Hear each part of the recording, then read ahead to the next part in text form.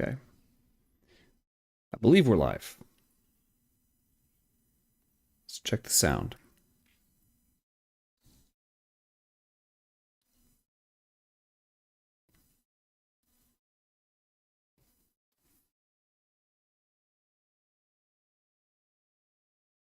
We appear to be live, at least.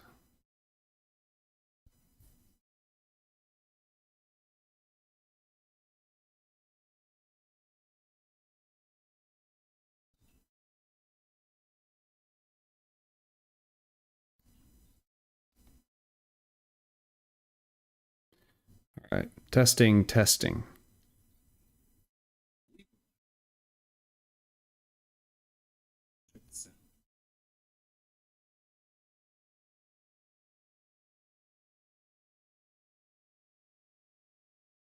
All right, I think we're good. Just wait a minute for people to filter in.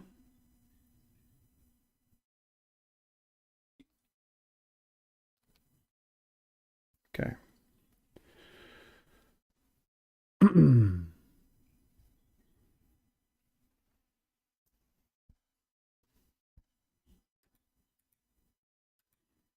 Just need to make sure I have all my slides working.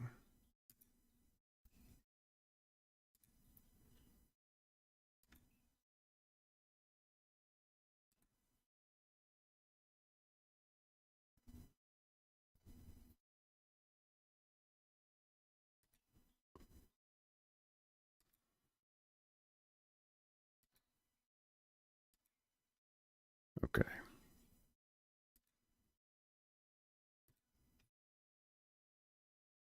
All right, I think we're good. All right, can everybody hear me okay?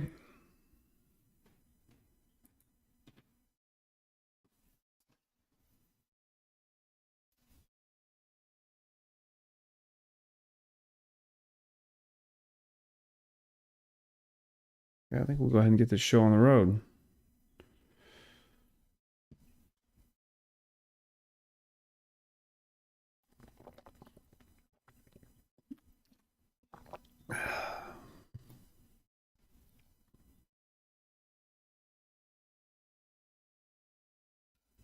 Okay. So,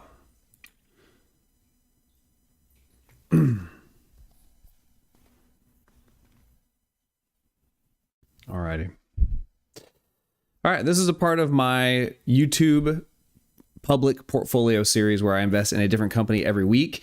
This week we're doing things a little bit differently. I decided this week, instead of live streaming my analysis of my weekly investment, I decided to make a video on it. We also invest in an existing company in the portfolio. So that's what I'm going to be doing on this live stream, is looking at my current portfolio, looking at a particular company that has dropped off about 18% in the last month, and evaluating whether or not this is a good opportunity to double down. So I put roughly $200 every week in a different company, and then $50 into an existing company. We're investing $250 a week into the portfolio. And so far, I'm very happy with the performance over the last year. And this portfolio is just a little bit over a year old. We are up 22%, while the S&P 500 is only up about 15%. So that is our benchmark. We're trying to beat the S&P 500 long term. We've got a little over 40 companies now in the portfolio. And as you can see at the beginning, we were very volatile. But as we have added more and more companies to the portfolio, we have started to kind of match the performance, or at least match the volatility a little bit more closely with the S&P 500. But we're still up, and that is the goal. So the way I have this portfolio organized, oh, and I should also say we've got about $8,000 currently invested. I have it organized by sector, and then I also have one extra category for small cap, low volume stocks. So I like to keep track of those a little bit separately. But for this week, we're looking at the tech sector, and I couldn't help but notice that Adobe is down 14.5% since we've rebalanced the portfolio at the beginning of the year. And so, that's the way I like to go through this. I like to kind of click through all of the different sectors and see which companies are down, which companies are up significantly, and then I like to evaluate those to see, are they, they've had significant changes. Are they overvalued, or B, are they even more undervalued? So In this case, we're looking at Adobe. And then when I go to stockanalysis.com, I can see in the last month, they've dropped off about 17.5%. And this isn't because they've had poor performance. This is because people are scared of AI. People think that Adobe is going to take a massive hit as the abilities of generative AI, visual editing AI is able to get better and better. They think Adobe is going to get its place taken, essentially. So that's kind of the thesis that I want to look at. Like, is Adobe in danger of losing out to artificial intelligence? That's what we're going to be evaluating. Okay. Oh, hey, Hokage. How's it going? You're saying you bought Adobe yesterday. Good call, man. We're on the same wavelength here. That's funny. Okay. So number one of the first places I like to look is right here. This is the Morningstar Equity Analyst Report for Adobe.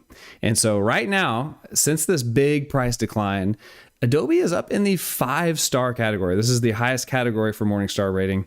Morningstar is saying that this company has a massive discount right now. And this analysis is up to date. So if I scroll down a little bit, this analyst note is from December 11th, but this right here is as of January 12th, 2026. So they are currently giving it a 5-star undervalue rating. And right here at the bottom line, the two key controversies around Adobe, the two key controversies around Adobe center around emerging competition and fears for seat compression pressures arising from AI.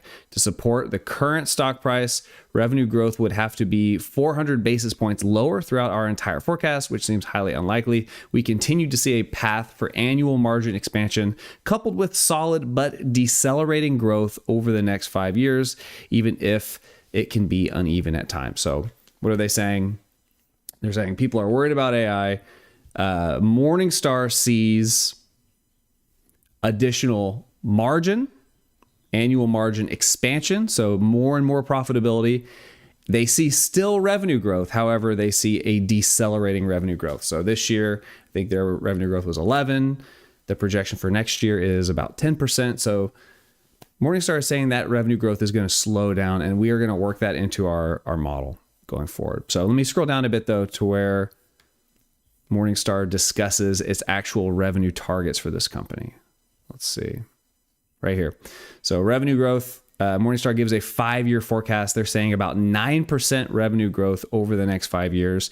If we look at operating margins, we're seeing increased operating margins. So the 5-year average is 37.5, peaking in 2030 at 39.1% operating margin, whereas over the last 3 years, they've averaged about 34.1%.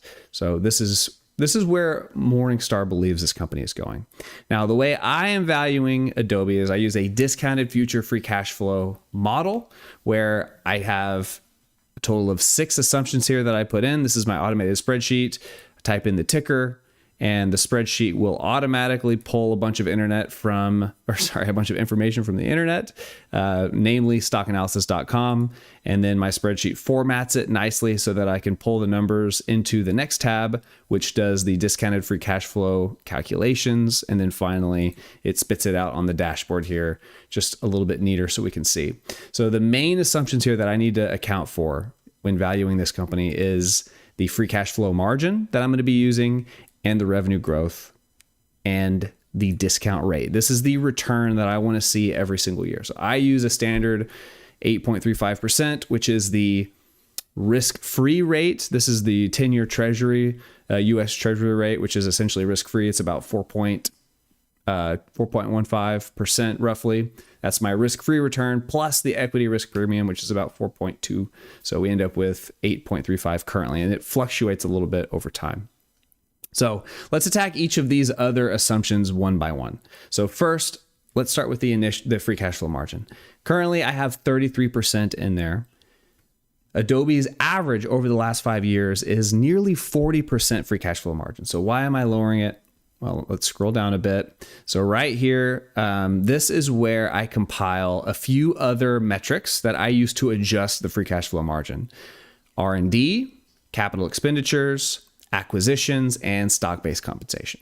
So sometimes I will give a company credit for a portion of its R&D spending and a portion of its capital expenditures if they are putting money into those two categories that are contributing to the future growth of the company. Whatever is maintenance spending gets counted against free cash flow, and then whatever I determine to be growth spending goes for free cash flow. Now, unfortunately, most companies do not tell you explicitly what's maintenance and what's growth, so you kind of have to play with the numbers and guess, infer what you think could be the case. A lot of times I like to just test the sensitivity of a certain cell. So like currently I have 0% on R&D.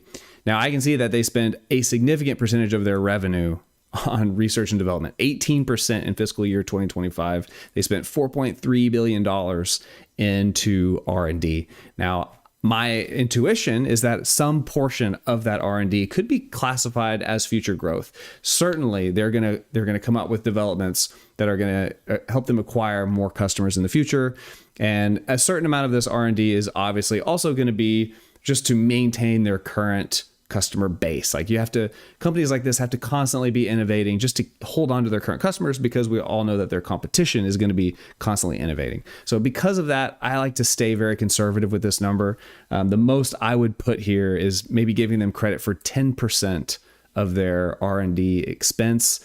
And I would keep the bar pretty low here, because essentially, I'm shooting from the hip. I don't know how much would be classified as growth. They don't spell it out, so I'll keep it as a low number. CapEx, they spend very little on CapEx, so I have that as 0. And then I count 95% of stock-based compensation against. Okay. Now, for some reason, stock analysis is failing me right here. I rarely see this, but if we go to stockanalysis.com and go to their cash flow page, for some reason they're not entering in any of the data here for fiscal year 2025. So before the stream, I went ahead and entered this manually. So I have just built a temporary fix here, just so you know. Okay, Hokage says similar to Adobe, could go up to 274-ish. WRLD could also drop below 120 to 108. So you ended up buying second half of my position at 131 and the first half at 148. WRLD. Let me just pull that one up really quick so we can be on the same page.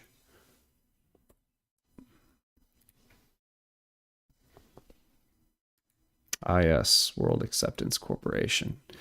Okay, so I'm assuming you're looking at a little bit of technical analysis. So it is in a downtrend currently, and you're thinking that it could drop to 110-ish, 115. Let's see.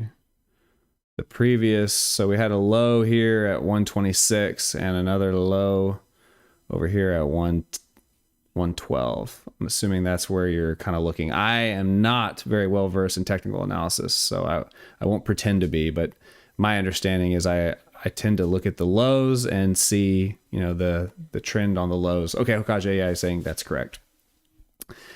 Adobe could go up to 274-ish.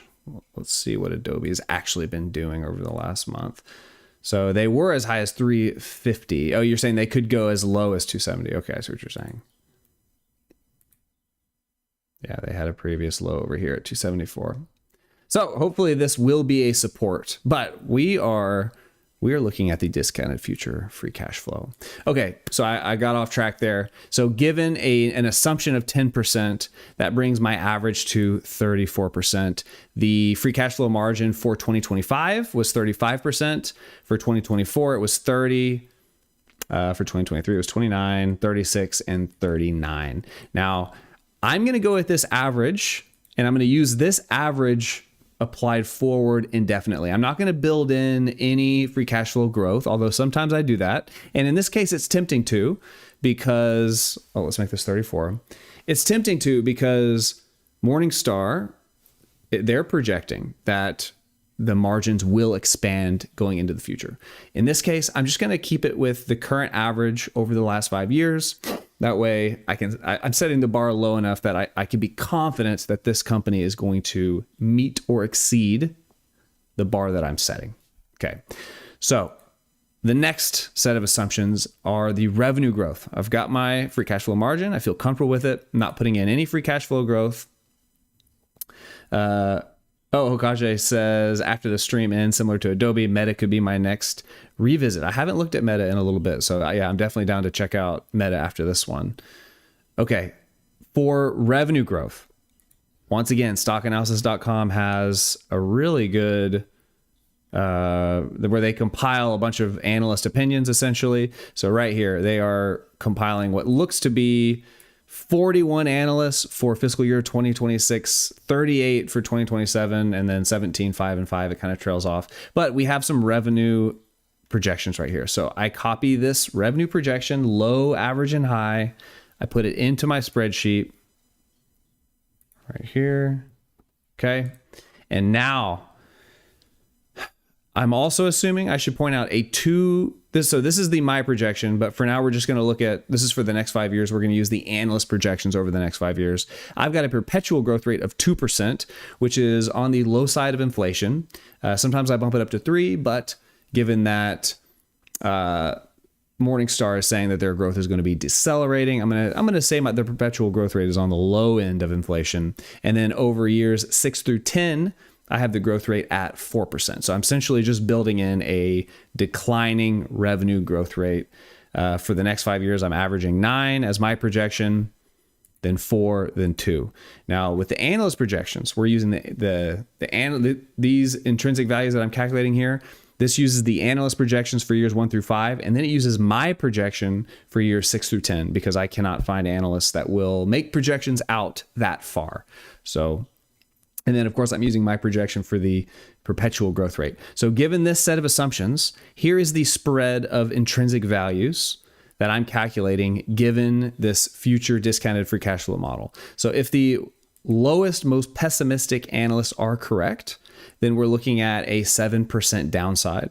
If the average analyst is correct, we're looking at a 46% upside. And then if the highest analysts are correct, we're looking at a 93% upside. And this spread, this risk to reward ratio, I find to be very favorable. I do not believe in this low analyst projection. In fact, if I just put in some lower numbers here myself, if I change my projection to 4%, and then the years 6 through 10 to be 3%, if we go, see, this is much, much lower revenue growth, I'm still seeing a 16% upside. And this is a bar, especially given that I'm using the initial free cash flow margin of 34% as opposed to a rising free cash flow margin. This bar, I'm confident that Adobe can beat this. Now, okay, why am I confident? People are saying that AI is going to be a major problem. Okay, let's evaluate that. Number one, though, before we get into that, the analyst projections, in my mind, take that into account. I mean, Morningstar is thinking about the competition with AI. And despite that, they are coming out with revenue projections that are exceeding this. They're saying 9% for years 1 through 5. They're saying it's going to slow down in years 6 through 10. I'll put 4%. I'm just throwing it in there. But given this set of assumptions, we're seeing a 50% buffer of safety. So the analyst projections speak for themselves to a certain extent, but let's evaluate a different way if we think AI is going to be a problem. So the first thing that I look at is when I go to their most recent quarterly report, their most recent Q&A session, I want to see what are they talking about? What's the CEO, the CFO, what are they talking about in terms of their future plans? Now, the very first statements, right? We see in fiscal year 2025, Adobe delivered significant AI influence in AI first ending ARR, which accelerated through the year. We achieved record revenue, which represents outstanding performance. We're leveraging AI to accelerate innovation. Our vision for business professions and consumers is to deliver AI-driven, quick, and easy applications. I mean, AI. They are constantly referencing what they're doing with AI. With Firefly application, we are giving creators a rich set of generative AI capabilities. They use right here, create a brand or address the expanding needs of the content supply chain in the era of AI to deliver customer experience. I mean, this is a company that is embracing AI. They are not, in my mind, competing with AI. They are incorporating AI into their business model. And what is their business model? I mean, this is a subscription machine. This company is the number one PDF and visual editing software. I mean, this is what people think of when they think, okay, I need to do something. I need to edit a thumbnail. That's the first thing I think of. I need to edit one of my thumbnails. I'm going to Adobe. I need to open a PDF. I need to make some edits. I'm going to Adobe. So Adobe already has this wide moat where, and let's look at that actually. Do they have a wide moat? Morningstar also gives a really good analysis, in my opinion, on whether or not companies have an economic moat. They give 3 different ratings: no moat, narrow moat, and wide moat.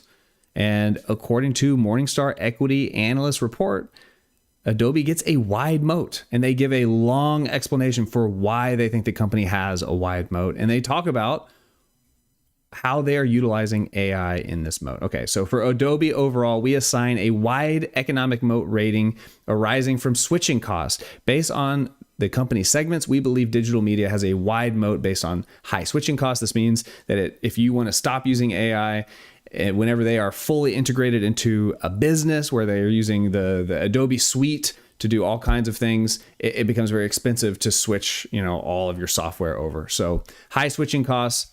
And digital experience has a narrow moat also arising from switching costs. We believe Adobe's moat will allow the company to earn returns in excess of its cost of capital over the next 20 years. So, this is significant in my mind. Switching costs are the primary thing that they're talking about, but let's scroll down a bit more.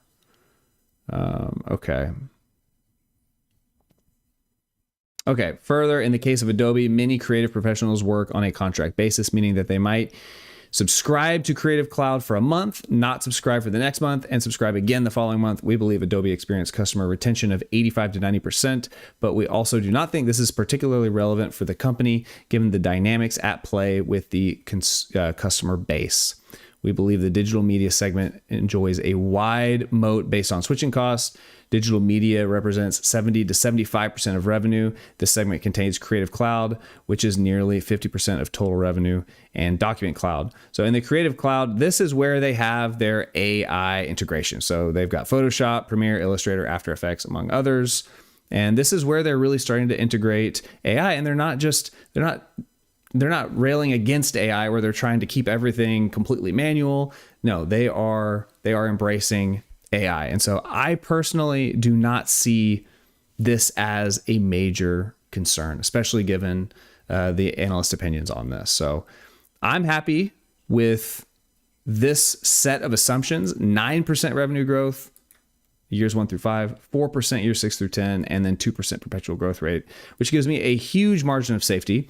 Also, I want to point out, how does Adobe spend all of its free cash flow? So if I go to the financials, cash flow statement, once again, unfortunately, they do not show the most recent fiscal year. But if we scroll down a bit, through fiscal year 2024, they had $8 billion in operating cash flow. They only spent $183 on their CapEx. So that means they had nearly $8 billion in free cash flow, and they used $10 billion. So they actually spent even more money than what they had in free cash flow on buying back shares of stock. And especially when a company is undervalued, I love to see share buybacks. Now, one way we can maybe see, okay, here we go. So if I go to the quarterly view, we can look at the summation of these last 4 quarters here. And so as I scroll down, every single quarter is year over year growth. So Q1 of 2025 is 100% more than Q1 of 2024. Q2 is 13% more than Q2 of 2024, etc. So they had significantly more operating cash flow. If we scroll down to free cash flow, significantly more, 100% more here, 13%, 8%, 8%. They spent tons on free cash flow, and they spent tons on repurchasing stock once again in the year 2025. So 2.5 billion. So we're up to like 4.6.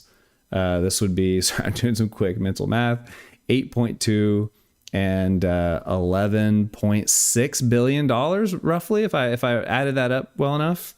Actually, let's not do mental math. Let's just paste this into Excel and add it up. Let's not cut corners here. What is it?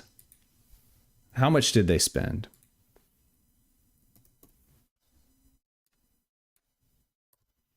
$11.7. What did I say? 11.6? That was pretty close. So even more money this year. And if I look at the yield, so this is the if you look at the dividend yield plus the buyback yield, this is kind of the total yield of the company. So in, let's see, where are we? Buyback dilution yield. So this is essentially as if they had a 5% dividend, except instead of giving all that 5% to investors in the form of cash, they are just buying back the shares, which allows investors to not have a tax hit. So especially when a company is undervalued, I prefer the share buybacks over paying dividends. Okay. Hokage, Adobe, as you said, is a subscription machine. However, with AI, now less people need their subscription because of increased efficiency. If total revenue increases, then it doesn't really matter. Yeah, and that's a fair point. And I'm not saying that AI is going to have zero effect on Adobe, but even if we are building in a decelerating revenue pathway for Adobe over the next 10, 20 years, I mean, just based on their current level of profitability, assuming that it stays where it's at and that it doesn't grow over the next 10 years, then I mean, the free cash flow model speaks for itself. So that's why I like to use, I like to have a way of quantifying, what is the value of the company? Because, whenever you are analyzing a company qualitatively and like kind of subjectively, it can be very difficult to really put a finger on like, is it a good price right now? And yes, there are issues. It's not like 100%, green grass. I'm sure that AI is going to create other competitors for Adobe. But just because a company has some roadblocks that are coming up, that does not mean that it's not undervalued. And so that's what I'm seeing right here with Adobe. I'm seeing a company that is generating free cash flow like crazy. Like, let's go back to the cash flow statement. Go back to annual.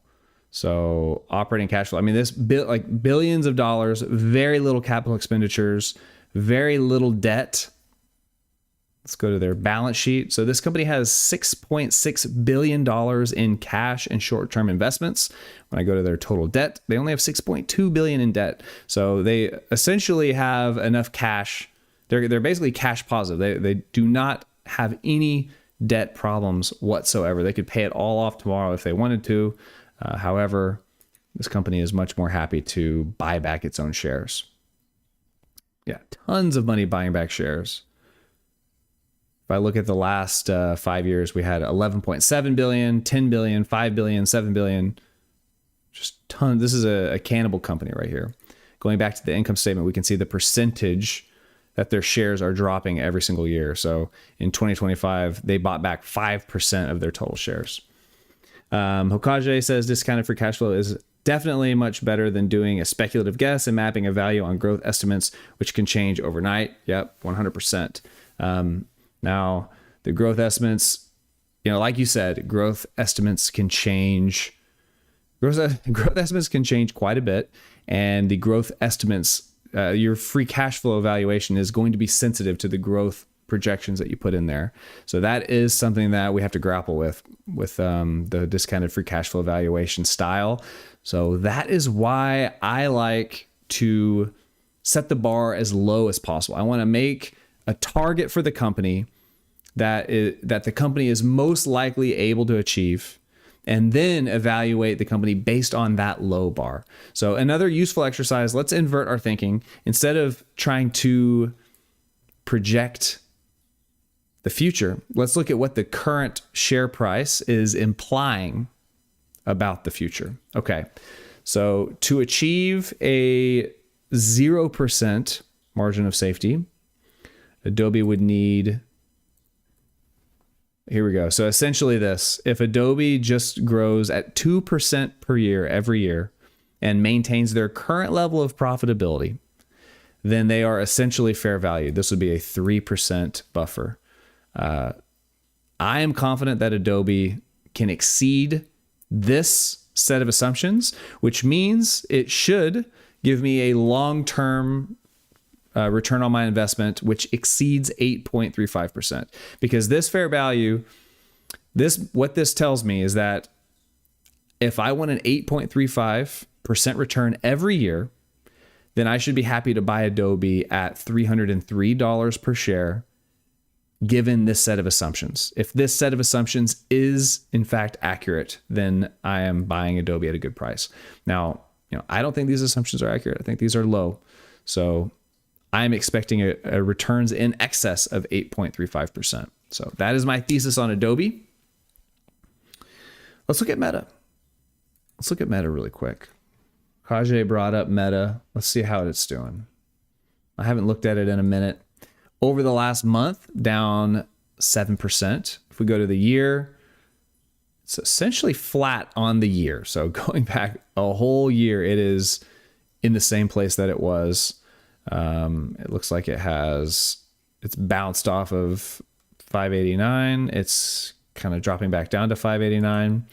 If we look at the forecast, the analysts really like this company. They say there's a strong buy, and there are huge discrepancies in projected revenue growth.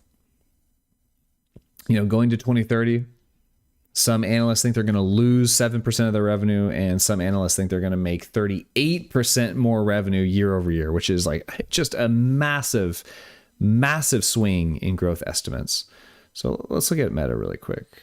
Let's actually do a quick discounted free cash flow analysis. Okay. Oops. Okay. So over the last 5 years, Meta has averaged 28.5% free cash flow margin. If we give them credit for 10% of their R&D, and if I use, so this company spends a lot of money on capital expenditures. If I use their depreciation as a proxy for their maintenance CapEx, that means that their growth CapEx is 60% of their capital expenditures, which is a huge number. Let's put it in. We're giving them credit for 10%. We're giving them credit for 60% on CapEx. And we're counting 95 against on stock-based compensation, which they pay a significant percentage of their revenue in stock-based compensation. That is a big number. So given this set of assumptions, that gives them 35% free cash flow margin. So let's put in 35%. Giving them credit for 35. If we say that the average analyst is correct over this 5-year period, that would give them about a 15% average in revenue growth. So given the average analyst opinion, and then in years 6 through 10, let's say it reduces down to 8% revenue growth, and then we have a perpetual growth rate of 3%. So with Meta, given this set of assumptions, which I would say is the average analyst assumption, this would be a 38% upside on Meta. Now, the only issue I have with this initial evaluation is that I gave them credit for a lot of their CapEx, which had a significant impact on their free cash flow margin. So I don't think I should give them that much credit unless I were to do a deeper dive and really try to find an answer for how much of this capital expenditures is actually going towards expanding their capabilities. So let's see how sensitive this number is. Let's cut it in half. Let's say 30% of their CapEx, and that drops their free cash flow margin down significantly. So that tells me that this is a dangerous sell. I don't want to take this sell lightly. I need to really evaluate how much CapEx is going towards growth. before just throwing 60% in there, or even 30%. So let's try it. Let's try giving 30%, a 28% free cash flow margin. And if I back off on the R&D, that also has a significant effect, but I think 10 is a low enough bar. So I'll leave 10% credit for R&D. That gives me a new free cash flow margin of 28.5. So if I throw 28 in here, now the story is quite a bit different. Now we're only seeing an 11% upside. And I would say, this is an 11% upside based on the average analyst projections. So there is room here for a much greater upside. Like if the highest analysts are correct and we're seeing a 100% upside, if the lowest analysts are correct, we're seeing a 30% downside. So I still like the risk reward on Meta. I still do. But this would require, before I say I want to double down, maybe for next week, I'll look at this one a little bit deeper to see if I want to double down. But I really need to evaluate this right here. How much CapEx is growth? How much R&D is growth? Because they actually, now that I'm looking at this again, in 2024, they spent $43 billion on R&D. They spent $37 billion on CapEx. So they actually spent more on R&D. I mean, both of these cells could swing my projections in a really big way for Meta. Really big way. But yeah, overall, I would say of the Magnificent Seven companies, especially Meta is one of my top picks. And I also really liked Google, but Google has been just absolutely popping off lately. So Google was much less undervalued than it was when I first invested in it. If we look at the last year, it's just, I was investing around these levels down here, and it has essentially doubled since we were initially investing in this company. But yeah, Meta looks really good, basically stagnant over the last year. Would need to do some more analysis though to say what I feel their margin of safety is. Not very comfortable with my current, with that assessment that I just showed. 11%, it could be higher than that. It could be a better margin of safety than just 11. So anyway, that's all I got for y'all today. Hokage, if you have another company you want me to look at, let me know. But otherwise, I think we're going to call it for tonight. I was telling you earlier, I did not do the new company because I wanted to make a whole video on it. I felt like it was a kind of a cool concept. And so I felt like to really do it justice, I didn't want to just live stream it, and because it's a little bit more disorganized when I do it on the live stream. So the concept for this video, which is coming out on Friday, I believe. Is that right? Yeah. Coming out on Friday is comeback companies. Companies that, how do you evaluate a company that has dropped a lot in share price and actually had some things going wrong with it and are in the process of a turnaround? So I think turnaround companies can make for really, really good opportunities because, whenever a company falters and then you see their revenue dropping, you see their profit dropping, and then you see the share price just plummeting, that results in investors just running for the hills. And so a lot of fear in the market can cause companies to be mispriced. And so I think, the comeback story is a really compelling way to find undervalued companies. But it is a little bit dangerous. People say it's like catching a falling knife because, a company's on the way down. It's not always clear when or how they're going to turn things around. And like trying to catch a falling knife, you might get cut. So anyway, I thought it was a cool concept. So if you're interested, that's the video that's dropping on Friday. But anyway, that's all I got. Hokage, I appreciate you tuning in as always, brother. Hope I see you next time. And let me know next time if there's another company you want me to look at. Meta was a good call. I think it'll be I think you'll like it. I think it'll be an interesting one. Anyway, good night. See you next time.